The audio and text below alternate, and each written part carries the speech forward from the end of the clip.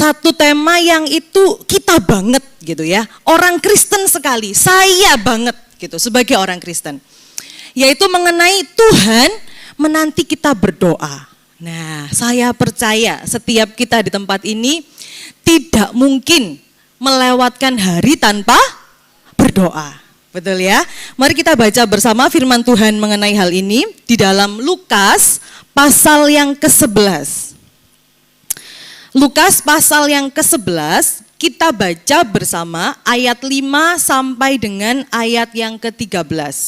Lukas 11 ayat 5 sampai 13, saya ayat 5, Bapak Ibu Saudara ayat 6, demikian kita bergantian. Lukas 11 ayat yang kelima, demikianlah firman Tuhan. Lalu katanya kepada mereka, jika seorang di antara kamu pada apa? Tengah malam, pergi ke rumah seorang sahabatnya dan berkata kepadanya, saudara, pinjamkanlah kepadaku 3 roti. Ayat 6, 1, 2, 3.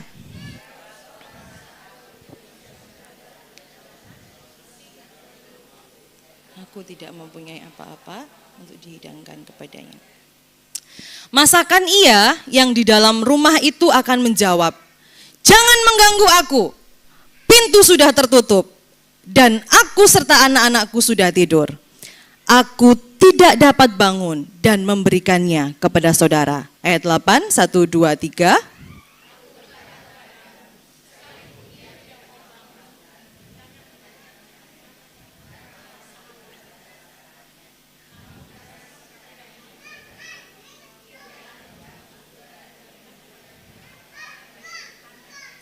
Ayat 9, oleh karena itu aku berkata kepadamu, mintalah maka akan diberikan kepadamu, carilah maka kamu akan mendapat, ketoklah maka pintu akan dibukakan bagimu. Ayat 10, 1, 2, 3.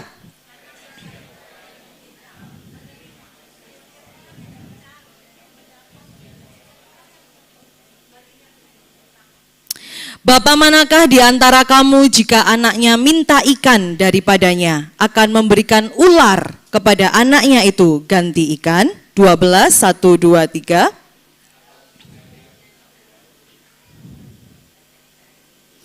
Ayat 13 kita baca bersama dengan semangat saudara ya. 1, 2, 3. Jadi jika kamu yang jahat tahu memberi pemberian yang baik kepada anak-anakmu, apalagi Bapamu yang di sorga, ia akan memberikan Roh Kudus kepada mereka yang meminta kepadanya. Amin. Nah, saudara, hari ini kita akan membahas mengenai doa. Seperti yang sudah saya katakan di awal, setiap kita tidak akan melewati hari tanpa doa. Amin. Nah, permasalahannya, demikian juga saya, kadang-kadang kita berdoa itu seperti kebiasaan, seperti hal yang pura-pura, seperti hal yang umumnya terjadi, seperti hal yang basa-basi. Nah itu saudara ya, betul? Kita mau jujur di hadapan Tuhan, ini di gereja saudara ya, betul? Betul, kalau kita berdoa, makan, itu saya yakin itu doa paling kilat. Tuhan saya mau makan, Tuhan berkati, haleluya, amin. Atau mungkin agak lebih panjang lagi, Tuhan saya mau makan, Tuhan berkati orang yang gak bisa makan, berkati makan ini belum jadi kesehatan buat kami, amin, gitu saudara. Saya selalu yakin, saya pelaku soalnya saudara ya. Seringkali kita sebagai orang percaya berdoa itu sebagai sebuah hal yang tidak muncul dari hati, sebuah basa-basi. Sama kalau kita ngomong sama orang, yuk makan ya, saya makan dulu ya. Kira-kira itu cuma nawarin atau betul-betul mau ngasih saudara? Cuma nawarin aja kan, kalau orangnya, oh ya saya tak makan, pasti kita juga enggak, loh ya apa sih gitu kan, cuma satu gitu. Sebagai orang percaya itu masalah kita. Banyak daripada kita berdoa itu tidak keluar dari hati. Permasalahannya apa saudara? Permasalahannya apa? Karena doa itu unik gitu ya. Mungkin suatu kali kita berdoa, Tuhan istri saya sakit begitu. Dan Tuhan jawab istrinya sembuh, itu yang pertama. Tuhan jawab dengan segera doa kita. Yang kedua, mungkin ada orang yang minta tolong sama kita. Tolong doa no suami saya ya. Suami saya habis di PHK. Doa no dapat pekerjaan yang baru, kuat, kita semua diberkati Tuhan. Oh iya, tidak doa no, gitu saudara ya. Pulang, beraktivitas, ternyata saudara apa? Lupa. Nah, siapa yang sering? Saya angkat tangan duluan, saya juga sering saudara ya. Lupa. Lalu besoknya ketemu sama temannya ini, sahabatnya ini. Thank you ya wes didoakno. Sekarang suamiku dapat kerjaan baru gitu. Oh iya, puji Tuhan, gak apa-apa sama-sama. Padahal dia lupa berdoa, saudara ya. Unik ya, lupa berdoa, tapi Tuhan jawab doanya atau keinginan hati sahabatnya. Nah, permasalahannya yang ketiga, kadang kita berdoa dengan tekun, kita berdoa dan bergumul bertahun-tahun, kita berdoa dengan semangat, kita berdoa dengan segenap hati, kita berdoa dengan tidak ada henti-hentinya, tapi Tuhan belum jawab. Bahkan Tuhan tidak jawab. Mungkin kita berdoa buat keselamatan orang tua kita, tapi ternyata kita belum mendengar dia percaya Yesus, beliau percaya Yesus, Tuhan sudah panggil mungkin. Kita berdoa untuk orang tua kita yang sakit. Kita berdoa karena kita begitu mengasihi dia, mungkin satu-satunya orang yang kita miliki di dunia. Tapi Tuhan ambil. Loh, kok gak dijawab sama Tuhan? Paulus mengalami saudara ya, ada duri dalam dagingnya yang Tuhan ngomong, yang Paulus tuh ngomong Tuhan kalau bisa ambil. Tapi Tuhan tidak ambil juga saudara. Jadi artinya ada doa yang memang Tuhan sengaja untuk tidak jawab. Nah itu membuat kita jadi orang yang ya sudahlah, sepertinya semua ini adalah kedaulatan Tuhan. Sepertinya semuanya ini saya hidup itu Tuhan yang atur. Saya nggak perlu doa gitu ya. Saya doa nggak doa ya terserahnya Tuhan kok berarti. Nah, tidak seperti itu saudara. Kalau kita berpikir seperti itu artinya kita belum atau kita kurang mengenal siapa Bapa kita. Boleh ditayangkan slide selanjutnya ya. Kalau kita malas berdoa karena kita ini sebetulnya kurang mengenal atau bahkan tidak kenal Bapa kita itu sifatnya seperti apa, saudara. Nah, mari saya jelaskan singkat. Perikop kita itu berbicara mengenai murid-murid Yesus yang bertanya kepada Yesus bagaimana seharusnya kita dapat berdoa. Itu dikarenakan mereka melihat bagaimana kehidupan pelayanan Yesus, kehidupan pribadi Yesus yang dipenuhi dengan doa, dan doa. Di slide sebelumnya saya tampilkan saudara ya, kalau saudara mau lihat bagaimana Tuhan Yesus itu tekun di dalam doanya, saudara boleh baca ayat-ayat ini ya, ada di Lukas 3, Lukas 6, Lukas 9, ini yang Lukas catat, karena kita baca kitab Lukas. Yang Lukas catat mengenai kehidupan doa Yesus. Maka murid-muridnya datang, Tuhan, lalu bagaimana saya bisa berdoa? Ajari saya berdoa. Begitu saudara ya. Saya punya cerita. Satu kali ada seorang pengkhotbah namanya J.B. Meyer, saudara ya.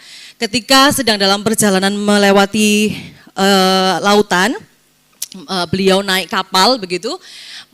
Dia berkhotbah tentang doa yang dijawab oleh Tuhan. Satu kali ada orang yang tidak percaya kepada Yesus, tidak percaya adanya Tuhan, dengar khotbah itu. Dia ngomong sama sebelahnya, aku tidak percaya sama sekali apa katanya pendeta ini, gitu saudara ya. Besoknya pendeta J.B. Meyer ini harus berkhotbah di lingkungan yang, bukan di lingkungan ya, di kelompok yang lain. Jadi kan kapalnya besar, jadi dia harus berkhotbah di kelompok-kelompok. Nah, ketika akan berkhotbah di kelompok yang lain, orang yang nggak percaya ini datang lagi, saudara. Datang lagi. Waktu datang sebelum berangkat, dia membawa 2 buah jeruk, ya, 2 buah jeruk ditaruh di saku bajunya. Waktu dia jalan, saya mau dengarkan pendeta J.B. Meyer gitu katanya. Dia jalan, ada ibu-ibu itu tergeletak, saudara. tergeletak tidur, tangannya gini. Wah, lucu saudara, buat dia lucu. Dibikin lelucon, dibuat guyonan.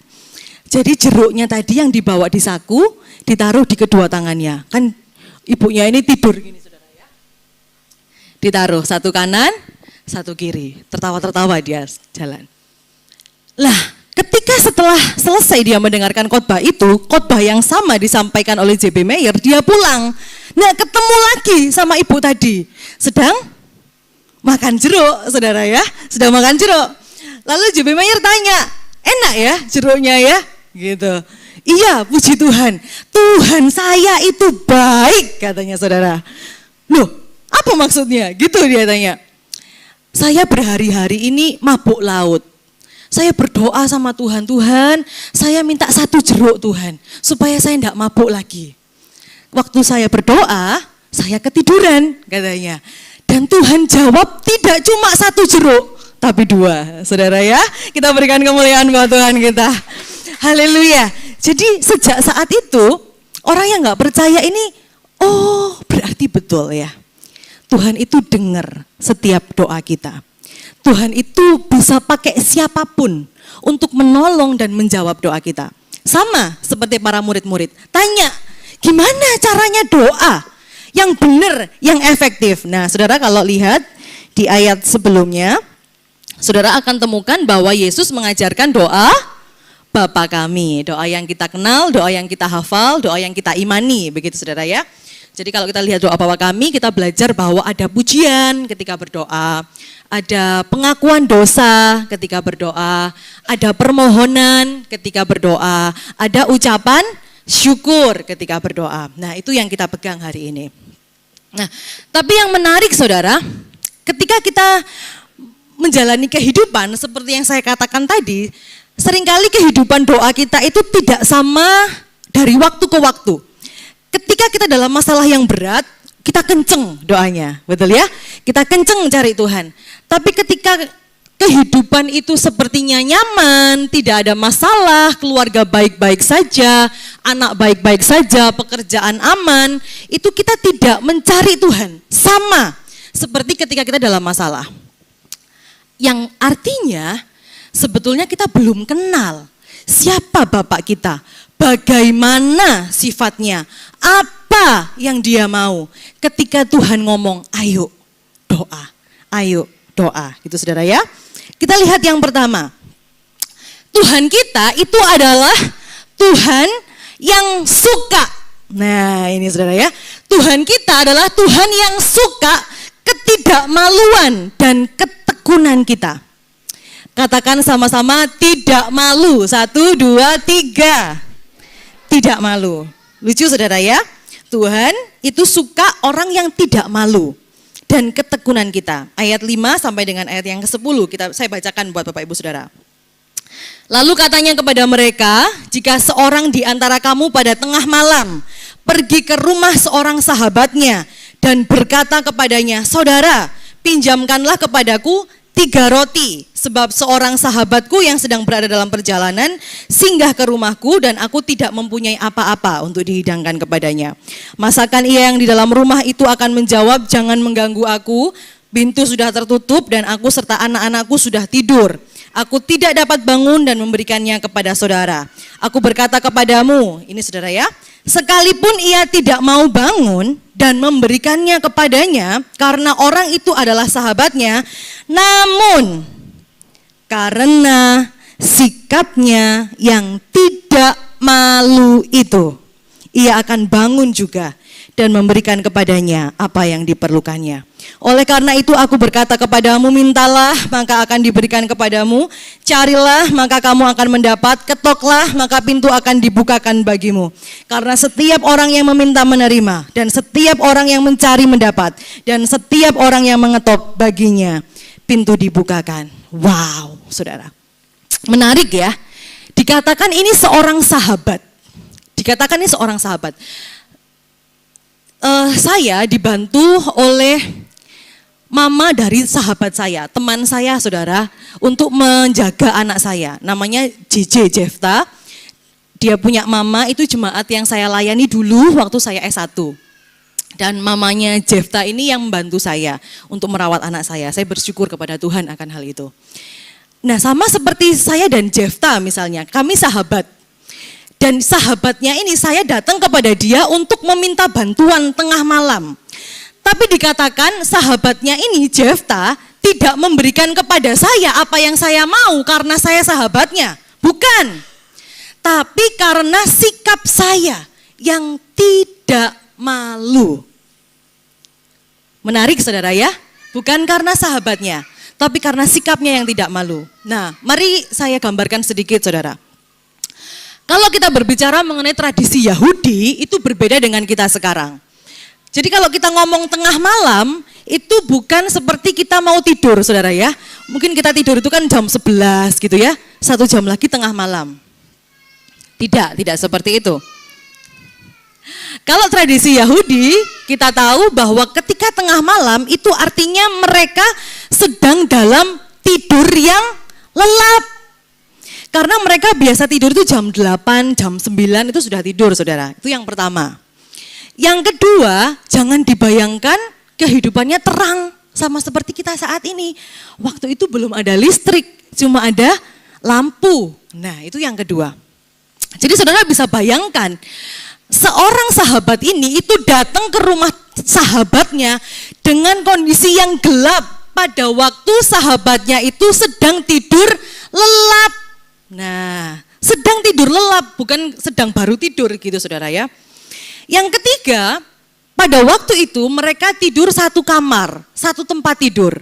Jadi artinya apa? Kalau papanya ini bangun atau mamanya ini bangun, pasti anak-anaknya juga ikut bangun. Betul saudara ya? Nah, saya mau sepakat dengan Bapak Ibu Saudara. Betapa susahnya menidurkan anak-anak. Nah, saudara bisa pahami ya, bisa pahami kondisi saat itu ya. Makanya dia bilang, kalaupun dia akan bangun ngomong, saya nggak bisa bangun karena saya dan anak-anak saya sudah tidur, saudara.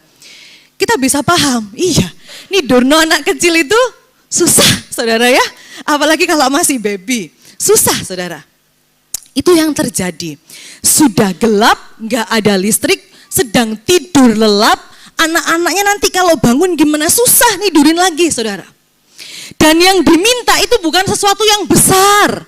Bukan sesuatu, tolong darurat, istri saya sakit, harus ke rumah sakit. Begitu.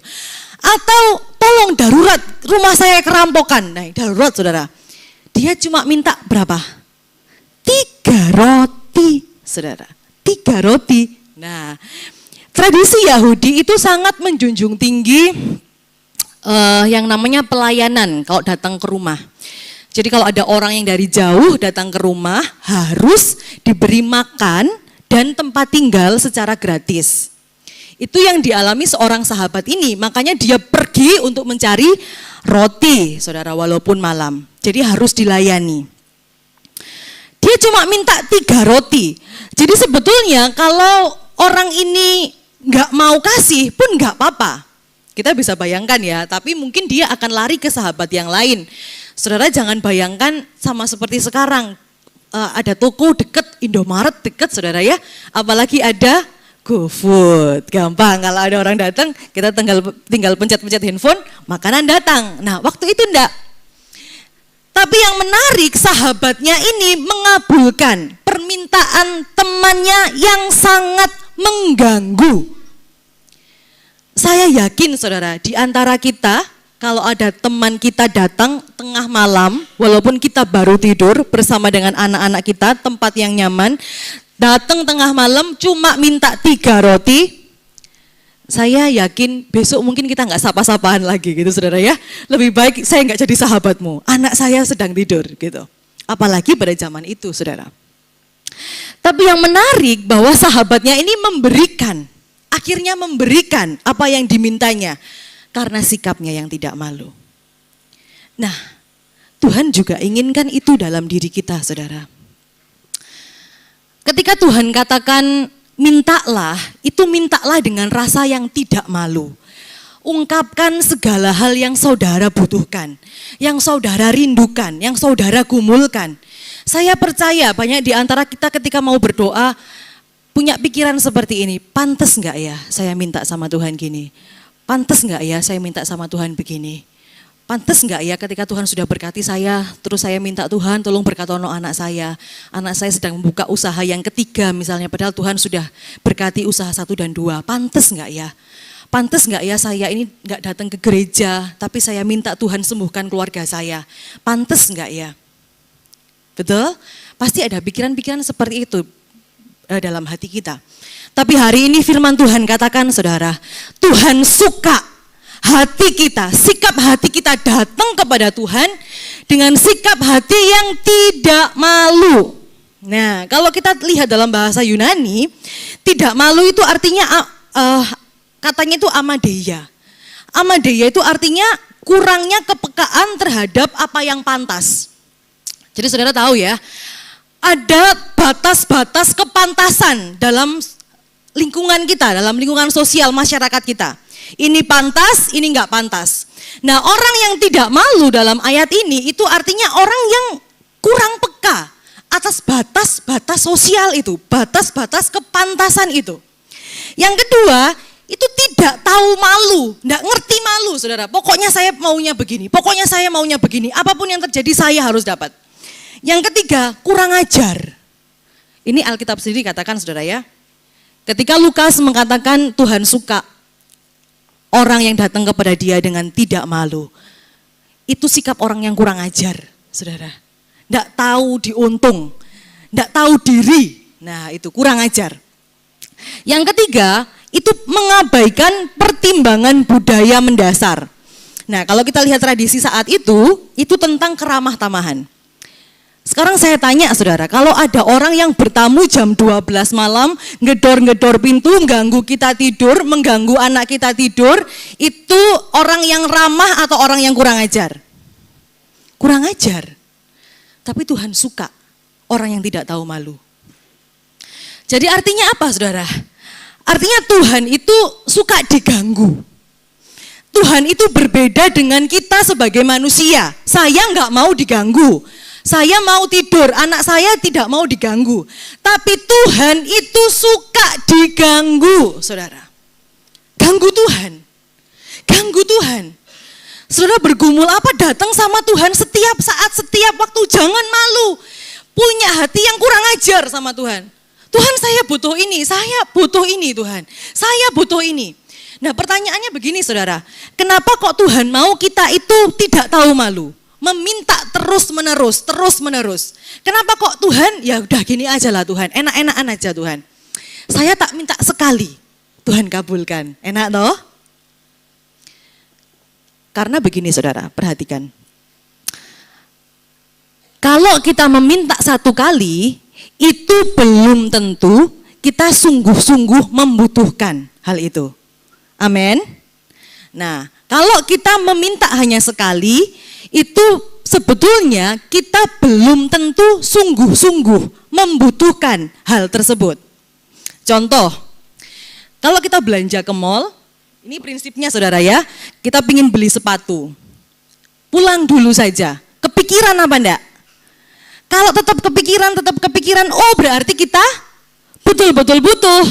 Tapi kalau tidak, ya sudah biarin. Nah sama, Tuhan juga begitu. Kalau kita datang kepada Tuhan satu kali dan Tuhan berikan apa yang kita minta, pasti kita akan sia-siakan hal tersebut. Karena kita sebetulnya tidak betul-betul butuh. Tapi orang yang putus asa, orang yang betul-betul membutuhkan sesuatu itu pasti akan datang kepada Tuhan. Terus menerus. Nah itu yang Tuhan nantikan. Ketika kita berdoa, Tuhan pulihkan keluarga saya. Setahun, 2 tahun, Tuhan masih tunggu saudara. Terus enggak dia berdoa. Hari ini, jangan berhenti berdoa. Apapun yang saudara pergumulkan, keluarga, keuangan, jangan malu di hadapan Tuhan dan datang terus di hadapan Tuhan. Itu mengenai ketekunan ya saudara ya. Jadi kalau tadi kita bicara mengenai tidak malu, kurang ajar, tidak tahu sopan santun, Tuhan itu juga suka yang kedua apa? Ketekunan. Jadi kalau saudara lihat tadi di ayatnya, meminta, apa saudara? Meminta, mencari, dan mengetuk. Kita ulangi sama-sama ya, supaya semangat ya. 1, 2, 3. Meminta. Sekali lagi, 1, 2, 3. Meminta, mencari, mengetuk. Di dalam bahasa Yunani itu digunakan namanya aspeknya itu imperfektif, saudara ya. Itu artinya sesuatu yang diulang, sesuatu yang tidak putus, sesuatu yang kontinu, sesuatu yang bukan berhenti, tapi yang dilakukan terus-menerus. Itu yang namanya ketekunan. Jadi sebagai orang percaya, Tuhan itu suka kalau kita datang di hadapan Tuhan dengan tidak malu, dengan kurang ajar ya, dalam tanda kutip ya, dengan tidak sopan dan terus-menerus. Datang kepada Tuhan, saudara. Bapak kita bukan seperti, Bapak kita di surga bukan seperti orang tua kita. Ya, sekarang saya mau sepakat dengan Bapak Ibu lagi. Kalau anak kita minta sekali, belum dituruti, minta lagi kedua kali, belum dituruti, minta ketiga kali, belum dituruti, ketika minta keempat, kita akan ngomong apa, saudara? Kita akan ngomong apa, saudara? Minta sekali lagi ya, enggak tak beli no, betul? Sumpek kita, saudara, betul? Ayo, para orang tua, betul? Betul toh? Ya. Ma, aku beli no permen, misalnya anak kecil ya, seperti tadi memenya. Ma, aku beli no permen. Sebentar, mama sibuk. Ma, aku beli no permen, ma. Sebentar lagi, nanti mama selesai tak beli no permen. Ayo tah, ma, sekarang, ma. Ngomong sekali lagi ya, teriak sekali lagi ya, gak tak beli no mama. Gitu saudara ya. Bapak kita berbeda. Bapak kita itu suka diganggu. Bapak kita suka kalau kita itu, apa namanya, bahasa Jawanya apa ya kalau seperti itu ya. Ngeyel saudara ya, mendesak, menuntut. Nah, Bapak kita itu suka kalau kita seperti itu. Berbeda. Mari kita biasakan. Kalau kita belum dijawab sekali, dua kali, jangan menyerah, saudara. Tuhan sedang nantikan kita. Tuhan sedang tunggu kita. Tuhan sedang lihat kita. Apakah kita punya kepercayaan? Kita punya semangat untuk menggetarkan hatinya Tuhan, menjawab apa yang kita butuhkan. Hal yang menarik Tuhan berikan contoh kepada kita di dalam Lukas 18 ayat 1-7. Saya bacakan saudara ya. Hal ini sama. Yesus mengatakan suatu perumpamaan kepada mereka untuk menegaskan bahwa mereka harus selalu berdoa. Katakan sama-sama sekali lagi, selalu berdoa. Dengan tidak jemu-jemu, sudah selalu tidak jemu-jemu. Mantap saudara ya, selalu dan tidak jemu-jemu. Katanya, dalam sebuah kota ada seorang hakim yang tidak takut akan Allah dan tidak menghormati seorang pun. Dan di kota itu ada seorang janda yang selalu datang kepada hakim itu dan berkata, belalah hakku terhadap lawanku. Datang lagi, belalah hakku terhadap lawanku. Datang lagi, belalah hakku terhadap lawanku. Datang lagi, belalah hakku terhadap lawanku. Nah ini saudara. Beberapa waktu lamanya hakim itu menolak. Tetapi kemudian ia berkata dalam hatinya, walaupun aku tidak takut akan Allah dan tidak menghormati seorang pun, namun karena janda ini menyusahkan aku, baiklah aku membenarkan dia, supaya jangan terus saja ia datang dan akhirnya menyerang aku. Kata Tuhan, camkanlah apa yang dikatakan hakim yang lalim itu. Tidakkah Allah akan membenarkan orang-orang pilihannya yang siang malam berseru kepadanya? Dan adakah ia mengulur-ulur waktu sebelum menolong mereka? Saudara ya, kalau orang gak percaya aja diganggu, pasti dia akan kasih apa yang kita minta. Apalagi Bapak kita yang di surga. Ketika kita datang kepada dia, dia menolong kita bukan dengan hati yang marah, ya wis, tak kei ya hari ini supaya tidak datang lagi. Tidak, Tuhan senang kita datang terus. Tuhan senang kita minta terus kepada dia. Tuhan suka diganggu, saudara ya. Tuhan suka diganggu. Mari ganggu Tuhan. Nah, di sini saya berikan gambar seorang suami yang tidur. Mari saya tanya saudara, siapa yang bisa membangunkan suami pada malam hari? Istri atau anak atau tetangga? Anak. Contoh, coba Bapak ibu-ibu bangunkan suaminya. Pak, Aku jebok no air putih Pak, ngelak aku Pak, tolong ambil no aku air putih. Apa yang kira-kira saudara suaminya akan katakan? Nah, betul. Betul saudara ya. Nah itu yang pertama, ambil lo dewe yang pertama ya. Yang kedua apa? Aku tak pura-pura gak denger aja gitu saudara ya. Aku tak pura-pura tidur gak denger aja wis beno dewe ngambil sendiri. Itu seorang suami. Kalau yang minta istrinya. Atau yang ketiga mungkin, terus menurutmu Tuhan ngasih kamu kaki ambek tangan buat apa? Gitu saudara ya. Tapi berbeda ketika yang meminta itu anaknya. Amin. Saya percaya mungkin ada bapak-bapak yang di luar itu galak, di luar itu mungkin sama orang itu kaku gitu saudara ya. Tapi kalau sama anaknya, wah seperti Hello Kitty katanya ya. Malam-malam Pak, tolong Pak aku ambil air minum Pak. Langsung diambilkan. Atau kalau enggak, bangunkan istrinya. Saudara betul ya. Mah, anakmu ambil air mah. Tapi satu yang pasti, anaknya akan mendapatkan segelas air tanpa dia harus pergi. Saudara perlu pahami, itu mindset yang sama. Kenapa Tuhan itu mengabulkan semua permintaan, bukan semua ya.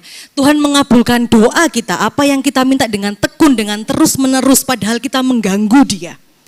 Karena kita anaknya. Karena kita anaknya. Tanamkan baik-baik saudara. Mindset ini harus kita ubah. Jadi kalau kita mulai takut datang kepada Tuhan, kita mulai malu datang kepada Tuhan, kalau kita mulai malas datang kepada Tuhan, kalau kita mulai ragu, akankah Tuhan jawab doa saya? Akankah Tuhan dengarkan saya? Dengarkan saya baik-baik hari ini saudara. Tuhan suka saudara ganggu. Sebab Tuhan itu adalah Bapak kita. Kalau Bapak di dunia aja akan bangun ambilkan air buat anaknya. Bapak di surga lebih lagi. Kita minta air, Tuhan akan kasihkan susu buat kita saudara. Amin. Ketika kita minta satu hal, Tuhan akan berikan lebih daripada apa yang kita minta. Amin. Ya saudara. Ketidakmaluan dan ketekunan kita itu artinya ada 3. Jadi kalau kita itu datang sama Tuhan dengan hati yang tekun, dengan tidak malu, dengan dalam tanda kutip kurang ajar, tidak sopan, itu artinya yang pertama. Kita itu percaya akan kuasanya. Jadi mari saya balik.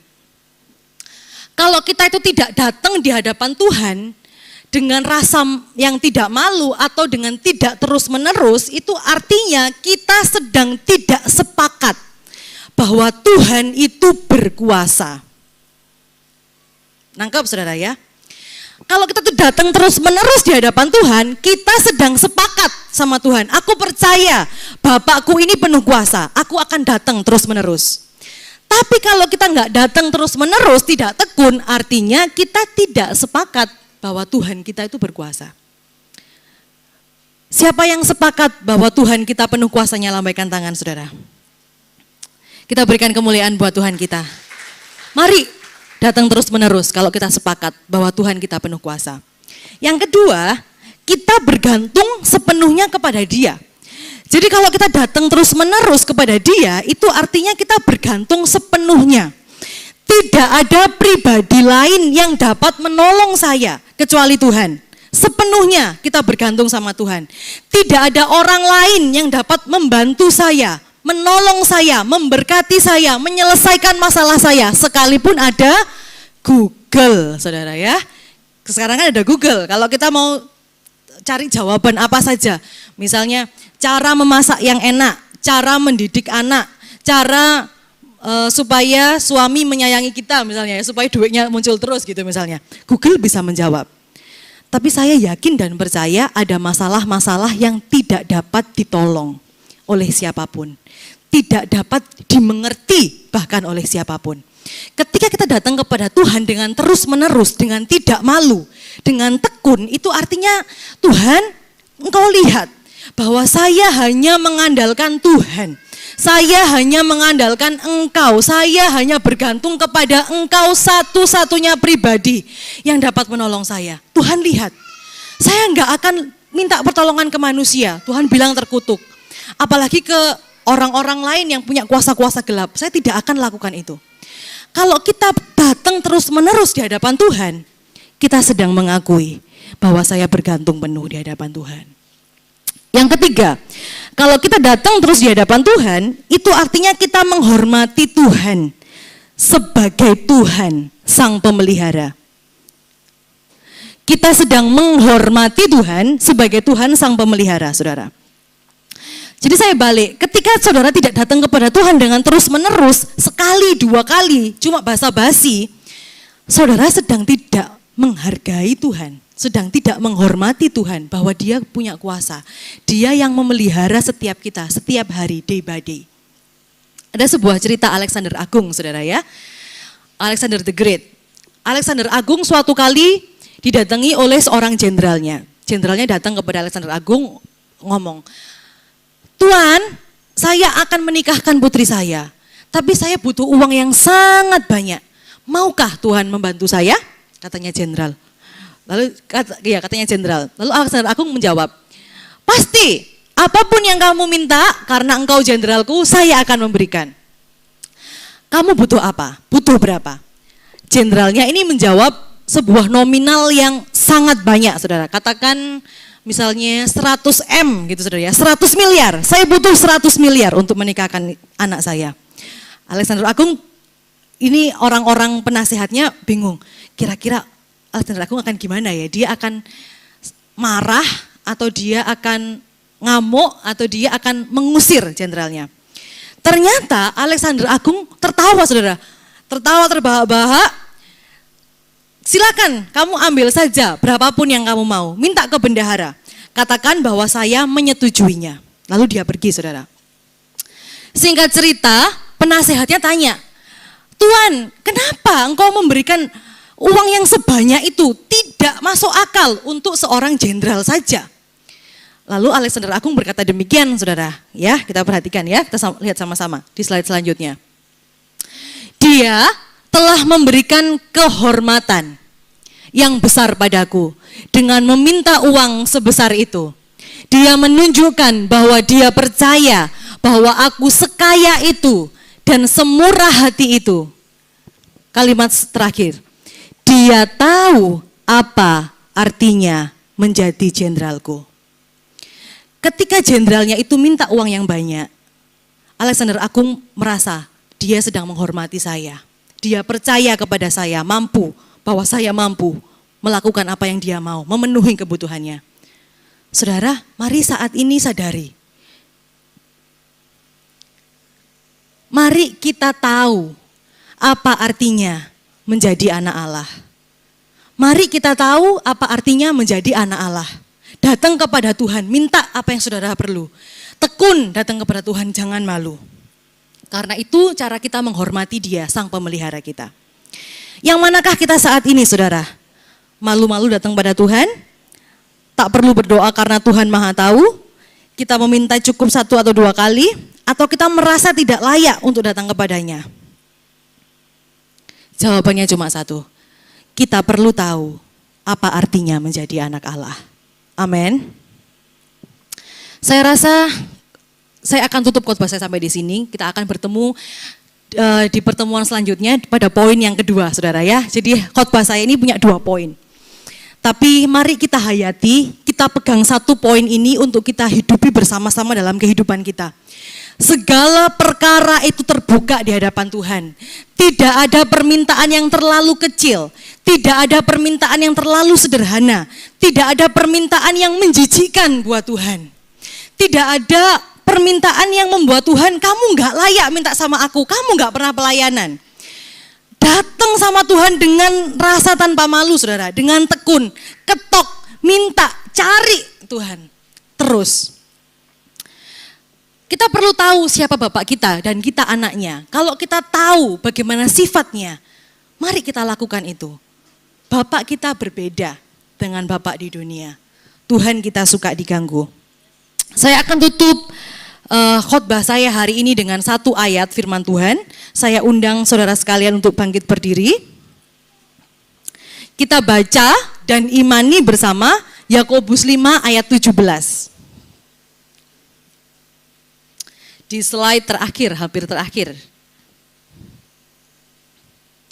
Nah, ini saudara ya. Ini iman kita.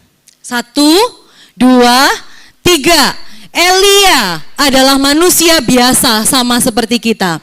Dan ia telah bersungguh-sungguh berdoa supaya hujan jangan turun. Dan hujan pun tidak turun di bumi selama 3 tahun dan 6 bulan. Elia sama seperti kita. Dia pernah depresi, dia pernah salah.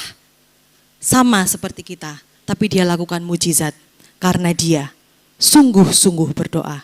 Datang pada Tuhan dengan tidak malu, saudara. Tuhan akan jawab apapun yang kita perlukan. Mari saya undang pemain musik WL Singer untuk maju ke depan. Kita nyanyikan satu pujian ini dengan penuh iman dan percaya.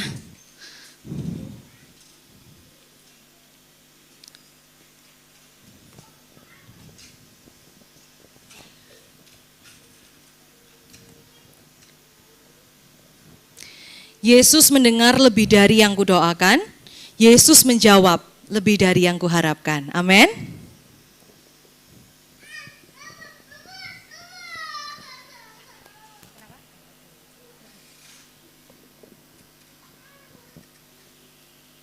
Haleluya. Terima kasih Tuhan.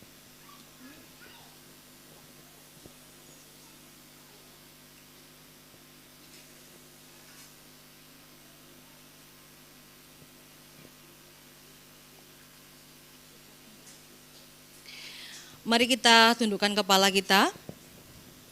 Kita berdoa. Hati kami melimpah dengan syukur Tuhan buat datangnya firman Tuhan mengingatkan, menegur setiap kami. Ampuni kami Tuhan kalau seringkali kami datang di hadapan Tuhan dengan hanya basa-basi. Dengan kelakuan kami semata-mata hanya untuk melakukan rutinitas kami sebagai agamawi. Hari ini Tuhan kami tahu bahwa Engkau adalah Allah kami yang baik, Bapa kami yang mengasihi setiap kami. Bapa kami yang akan memberikan apapun yang kami butuhkan ketika kami seturut dengan kehendak Tuhan. Ampuni kami Tuhan, dan saat ini kami mau datang di hadapan Tuhan dengan sungguh-sungguh, dengan tidak henti-hentinya, dengan sebuah kepercayaan bahwa Tuhan mendengar setiap kami. Tuhan menjawab setiap apa yang kami doakan. Haleluya.